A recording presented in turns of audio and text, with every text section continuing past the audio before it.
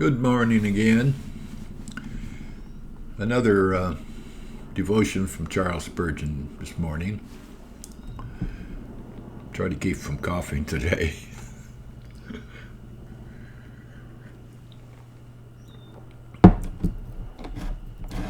First, I'll read two verses here.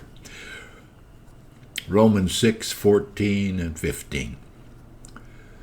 For sin shall not have dominion over you. For you're not under the law, but under grace.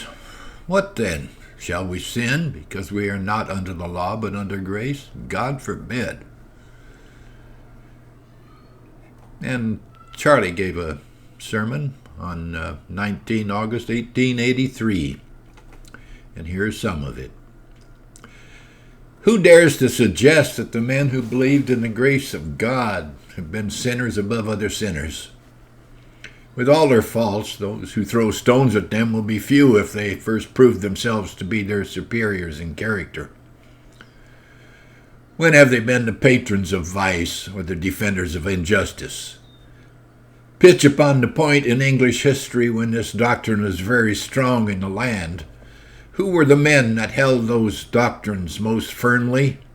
Men like Owen, Charnock, Manton, Howe, and I hesitate not to add Oliver Cromwell. What kind of men were these? Did they pander to the licentiousness of the court?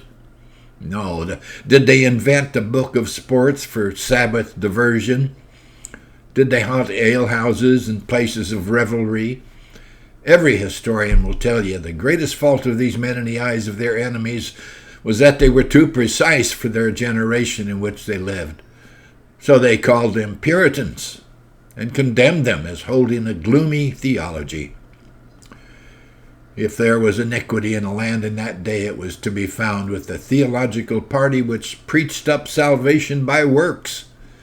The gentlemen with their womanish locks and essenced hair, whose speech savored of profanity, were the advocates of salvation by works, and all bedabbled with lust. They pleaded for human merit, but the men who believed in grace alone were of another style. They were not in the chambers of rioting and wantonness. Where were they? They might be found on their knees crying to God for help in temptation. In persecuting times they might be found in prison, cheerfully suffering the loss of all things for truth's sake. The Puritans were the godliest men on the face of the earth in their time. Are men so inconsistent as to nickname them for their purity and yet say that their doctrine will lead to sin? No. The doctrines of grace, they were theirs. I have here a hymn, again, from John Newton. Ask what I shall give thee. Come, my soul, thy suit prepare. Jesus loves to answer prayer. He himself has bid thee pray, therefore will not say thee nay.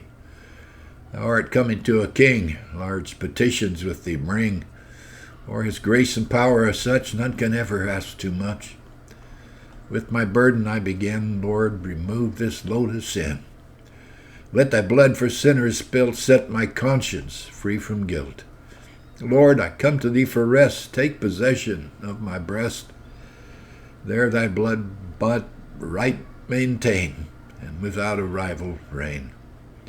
While I am a pilgrim here, let thy love my spirit cheer. As my guide, my guard, my friend, lead me to my journey's end. John Newton. But God bless, brothers and sisters. Have a great day.